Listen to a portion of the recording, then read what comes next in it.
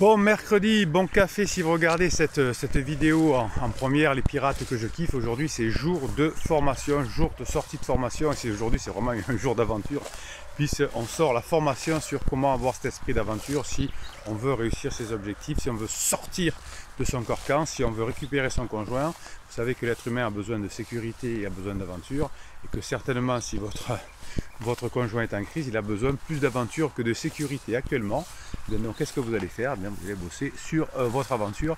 C'est une formation que j'ai adoré vous faire parce que je pense que l'esprit d'aventure c'est quelque chose d'important et vous allez vous régaler. Donc vous avez toutes les formations, vous avez tous les coachings qui sont descriptifs de cette vidéo. Les coachings, c'est 1 heure de coaching et 15 jours de suivi par WhatsApp avec plein de formules, notamment celle où vous avez une formation qui est offerte. Vous allez vous régaler.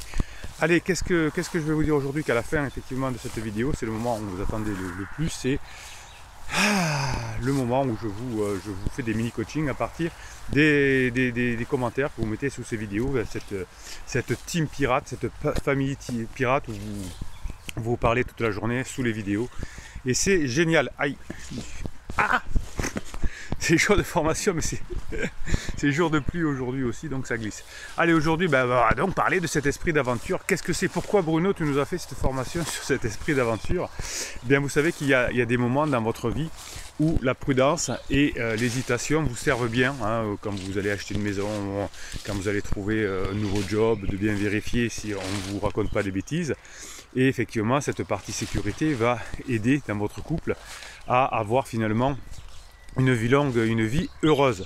Mais finalement, si vous arrivez à trouver des moyens d'incorporer l'aventure dans vos routines les plus banales, eh bien vous allez finalement vivre une vie différente. Et vous allez faire vivre à votre conjoint, à votre famille, à vos clients, à vos enfants, quelque chose de très spécial dans l'esprit humain, cet esprit d'aventure. L'aventure, finalement, ça va vous montrer la magie de votre monde. Ça va vous donner un aperçu de ce qui pourrait être possible. Cultiver l'aventure chez vous, chez vos enfants, ça va vous donner une chance de voir finalement la vie 2.0, voire 3.0, d'avoir de nouveaux modes d'apprentissage.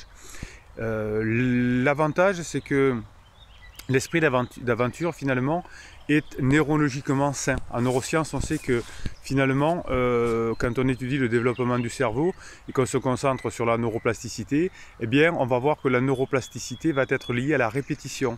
Et donc, la répétition va créer des voies neuronales. C'est pour ça que je vous dis, par exemple, d'absolument faire la théorie des petits pas, enfin, le fonctionnement, la méthode des petits pas, qui va, à force de vivre des bons moments avec votre conjoint, de créer une relation forte, épanouie. Donc ce que vous n'avez pas fait pendant la phase 2 de votre couple, mais que si vous êtes un pirate, vous faites tous les jours un petit peu de plaisir au téléphone, si le conjoint est déjà plus parti, il n'est plus là, en face à face quand vous pouvez. Et c'est cette somme de petits pas finalement qui vont faire que vous allez avoir des chemins neuronaux particulièrement renforcés et que vous allez pouvoir partager cette notion d'aventure et cette notion d'idée. Alors qu'est-ce que je vous explique dans la formation? C'est que finalement, ce qui va vous aider au niveau neurologique, c'est d'être spontané. La routine et la structure sont vraiment importantes pour un couple, mais le sens de la flexibilité, la spontanéité va être tout simplement amusante, fun. Dans le couple, il faut être sécure, mais il faut être fun aussi. Et il y a des centaines de façons de procéder à cette notion d'aventure.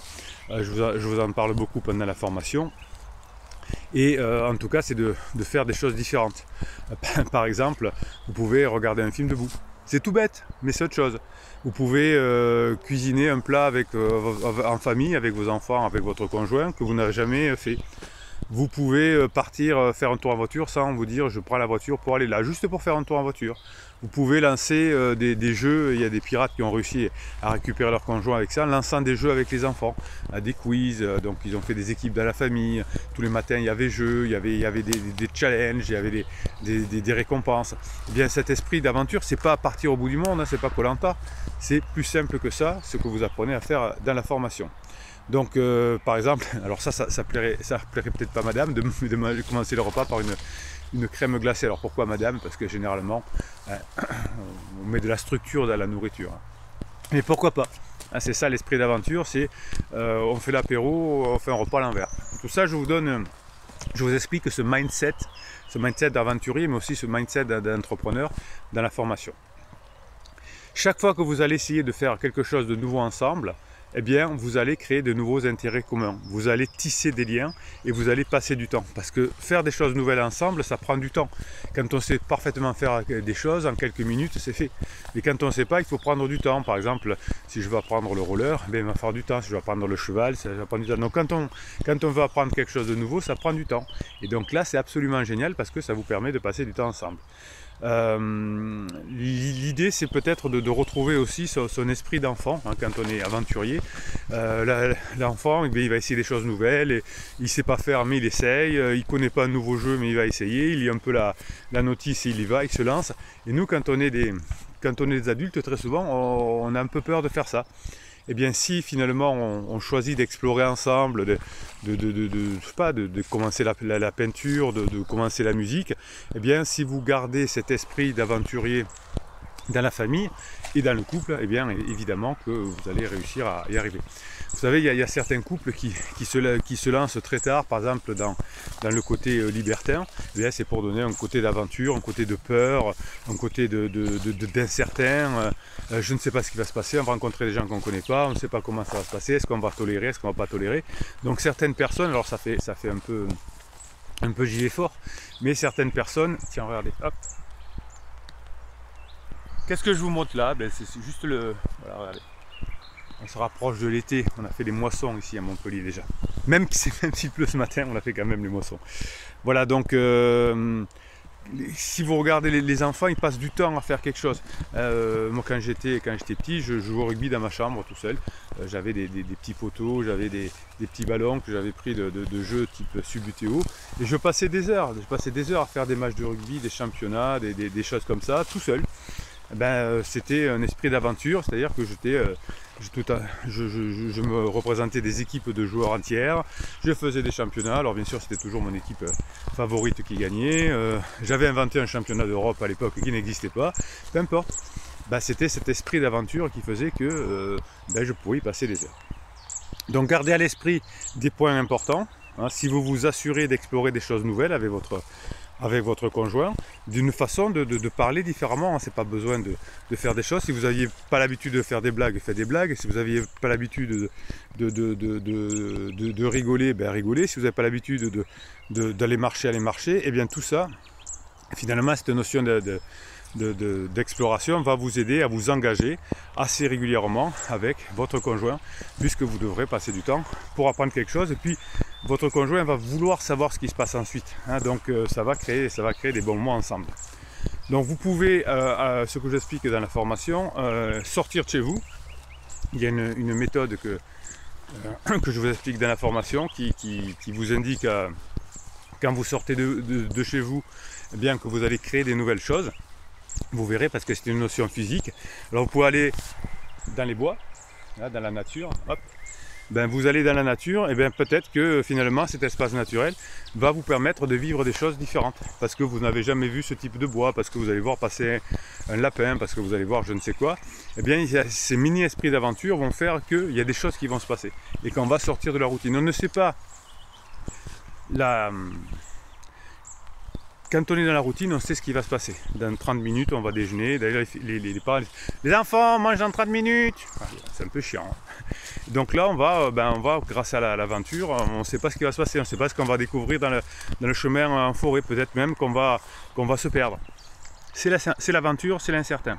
Et c'est ce côté incertain qui est finalement concomitant avec le côté certain de la sécurité qui vont faire que vous allez vous régaler effectivement de créer une nouvelle vie avec votre conjoint. Ce que vous allez apprendre effectivement dans cette formation sur cultiver l'aventure, c'est aussi de la célébrer, cette aventure. Si vous arrivez à la célébrer, vous allez créer des choses passionnantes. Faut que l'esprit d'aventure il soit valorisé. Souvent c'est plus les papas qui poussent les enfants à dire allez on monte à l'arbre, allez on monte, et puis ma maman dit elle va se faire mal. Donc finalement on a toujours ces deux, la maman qui veut la sécurité souvent, hein, des fois c'est l'inverse, et le papa qui va pousser l'enfant hors du hors du nid. Eh bien, c'est un peu comme ça dans le couple aussi. Il doit y avoir des personnes qui poussent et des personnes qui retiennent. Mais là, aujourd'hui, c'est surtout les personnes qui retiennent qui vont faire avancer le couple. Donc, passer dans le couple en se disant, prenons des risques. On se sent bien avec l'exploration, on se sent bien avec le sentiment d'accomplissement, on sait qu'on peut avoir peur, on sait qu'on peut sauter d'un petit rocher, on sait qu'on peut reconnaître les efforts, on sait qu'on peut aimer des choses différentes, on peut être honnête, et cette aventure finalement va vous permettre de rendre votre couple beaucoup plus excitant et beaucoup plus enrichissant pour la vie. Donc cette formation va vous apprendre tout ça aujourd'hui. Et si vous faites des choses différentes, eh bien vous savez, dans cette team, on a fait plein de choses différentes. On a créé le canal Telegram. Je vais vous lire quelques mèmes que vous m'envoyez tous les jours. Vous savez que tous les jours, vous m'envoyez des citations que je vous lis ensuite et que je vous mets sur votre canal Telegram. Ça s'appelle le canal Bruno Marchal. C'est votre canal de pirate. On fait le matin des premières. Moi je vis de l'aventure parce que chaque fois que je vous fais un coaching, j'en ai un dans quelques minutes. Pour moi c'est l'aventure. Je ne sais pas ce qui va se passer, c'est incertain, je ne sais pas ce que vous allez me dire. Je commence en disant quel est votre objectif, je ne le connais pas. J'adore l'aventure parce que quand je fais les mini-coachings à la fin des vidéos, je ne sais pas ce qu'il y a dedans. Je prends un sujet au hasard et je le découvre avec vous. La seule chose que je regarde, c'est que c'est un peu long pour que je puisse voir. Mais c'est des choses aussi simples que ça. Vous savez, les personnes qui ont besoin de sécurité vont regarder, vont lire, vont prendre des notes, vont faire des PowerPoint. C'est une façon de faire qui est très intéressante aussi. Eh bien, il y a aussi celle de l'aventure et qui va être un gage de spontanéité. Allez, je vais découvrir avec vous, donc du coup, on va faire comme ça les mêmes et ensuite on se fait notre mini coaching. Allez, on y va. Toute aventure humaine, quelque singulière qu'elle paraisse, engage l'humanité entière. Oui, chaque fois que vous allez changer, chaque fois que vous allez créer un peu d'aventure autour de vous, eh bien ça va être absolument génial. Pourquoi? Parce que vous allez changer votre relation de couple, votre relation familiale, votre relation de vie simplement, parce que vous allez découvrir des choses. C'est là le fond de la joie, de l'amour, lorsqu'elle existe, nous sentir justifiés d'exister. Et oui, effectivement, l'aventure nous permet d'exister. On est d'accord, d'exister plus fort. La sécurité nous permet de survivre, c'est déjà très important. Et ensuite, l'aventure nous permet de vivre fort. L'incertitude est l'essence même de l'aventure amoureuse. Oui. Des fois en coaching, je le dis dans d'autres vidéos, je vous le dis dans la formation, des fois vous me dites Bruno, vous êtes sûr de ce qui se dit? Ça, c'est des paroles de flipper, c'est-à-dire qu'on voudrait savoir dans l'avenir ce qui va se passer. C'est pour ça qu'on va voir des voyantes, des choses comme ça. Profitons de l'incertain aussi. On ne sait pas comment on va s'en sortir, mais on va s'en sortir. Et je vais m'en sortir d'autant mieux que je vais faire des formations, des coachings, que je vais avancer dans ma vie. Toute aventure humaine a quelque chose de singulière, celle-là, je vous l'ai dit. En dehors de l'aventure humaine, nous ne sommes rien. Nous sommes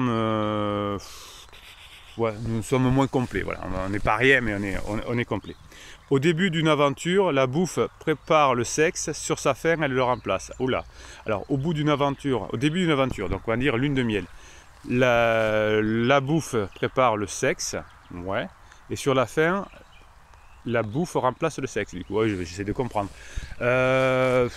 Oui, le sexe c'est une notion d'aventure parce que c'est incertain, on ne sait pas ce qui va se passer. Vous savez, surtout les bonhommes, souvent me disent oui, mais est-ce que ça j'ai le droit de le faire, est-ce qu'on prévoit, est-ce qu'on va faire ça?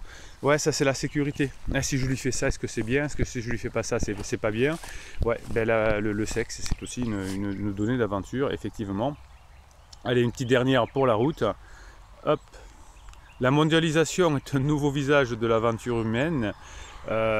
Oui, c'est parce que c'est incertain. Vous voyez que les gouvernements là, qui se succèdent, pour M. Macron par exemple, voilà, on ne pouvait pas prévoir les gilets jaunes, on ne pouvait pas prévoir la Covid. Oui, c'est une forme d'aventure de plus en plus. Allez, on se fait le moment que vous attendez tous, c'est le mini coaching. Allez, on est parti. Je vais quand même me mettre à l'abri parce que ça commence à retomber. Théo Elie. message. Alors je connais pas Théo Eli et le message est long, donc il m'intéresse. On y va, on va découvrir ensemble ce qu'il nous dit. Bonjour, j'ai un problème. Ah, ben on va essayer de vous aider. Je me suis disputé avec ma femme et n'a pas donné de nouvelles pendant 3 jours. Oui, ce qu'on appelle la bouderie. Ça montre que vous avez été maladroit, que vous l'avez fait souffrir. Et souvent, quand il y a une bouderie, c'est plutôt féminin, c'est pour expliquer qu'on a fait souffrir. Et aujourd'hui, moi qui suis très impatient, je lui ai envoyé un message et elle m'a répondu qu'elle m'aime, mais qu'elle me déteste en même temps et qu'elle a ce sentiment depuis plusieurs mois. Mais que je ne la comprenais pas. Bon, alors il y a encore. Hein. Oui, alors effectivement, quand on est en crise, on passe par toutes les émotions. Hein. Des fois, on croit qu'on aime, puis on n'aime plus. Ça dépend des moments. C'est pour ça que je vous dis, Théo, je pense que c'est Théo qui s'appelle, je vous dis de bien surveiller. Quand la personne est en down, vous laissez un peu tomber. Quand elle est en up, vous marquez plein de points. Hein. C'est le yo-yo, hein, le haut et le bas. Elle veut peser le pour et le contre de la relation et faire son choix. Elle m'a dit ne plus envoyer de SMS pour le moment. Elle ne prend pas en compte ce que je dirais, mais je pense qu'elle prend bien en compte les petites attentions. Oui, alors effectivement, votre épouse ne pourra pas prendre de décision intellectuellement. C'est-à-dire qu'elle va réfléchir, le pour, le contre, elle n'y arrivera jamais. Vous ne pourrez y arriver que si vous vivez des émotions ensemble. Donc par SMS, c'est pratiquement impossible de faire vivre des émotions. Alors il faut s'appeler Victor Hugo, y avoir 500 pages. Et Victor Hugo, je crois qu'il n'avait pas de SMS. Hein. Donc oui, c'est pas en la voyant ou si elle est loin en vous... comment dirais-je, en vous téléphonant, que vous allez lui faire vivre des choses. C'est en vivant des choses positives, en vivant des sensations positives, notamment de la joie, de l'aventure, de la surprise, qu'elle se dira oui, c'est avec Théo que j'ai envie d'être. Mais intellectuellement, malheureusement, elle ne trouvera pas la réponse. Donc elle a raison, ne lui envoyez pas de SMS, mais appelez-la. J'ai tout essayé, je lui montre même que je suis heureux.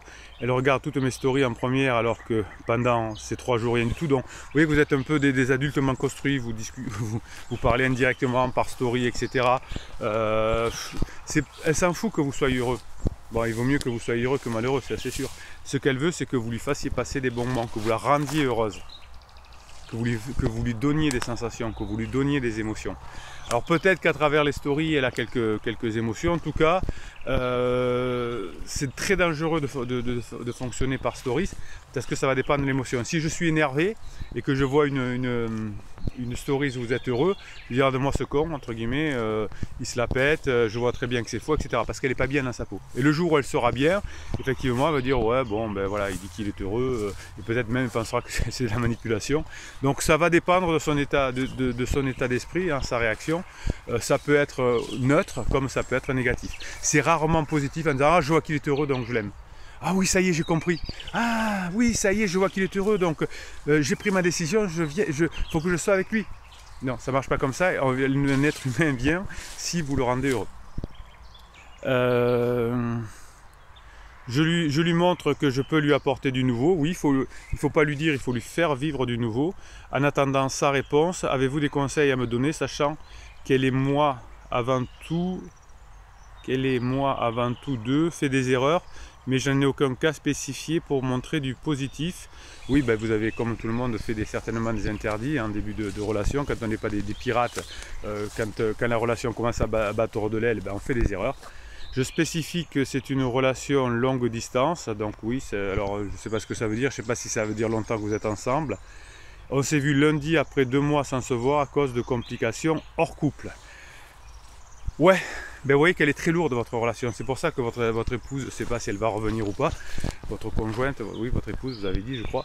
Donc l'idée c'est d'en faire moins, mais appelez-la, voyez-vous, et quand vous voyez, vous passez des bons moments ensemble, vous rigolez, vous plaisantez, vous êtes plein de changements, vous ne dites pas j'ai changé, vous montrez que vous avez changé et que vous lui faites vivre des sensations différentes et par petit à petit, hein, par la méthode du cumul, la méthode des petits pas, c'est ça qui fonctionne, c'est pas la manipulation du silence radio qui fait revenir quelqu'un, c'est le cumul des bons moments que vous allez faire passer ensemble.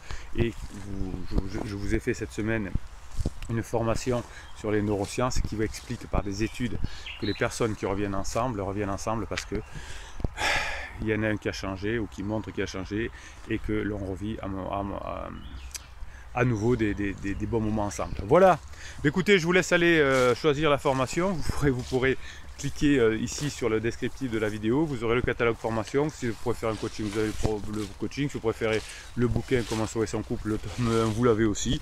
Régalez-vous. On se retrouve à midi pour faire l'apéro ensemble. Bon café des pirates. On est mercredi. On se retrouvera pour le live vendredi à 19h. Et on se retrouve à midi déjà pour la première suivante. On est mercredi. Je vous kiffe.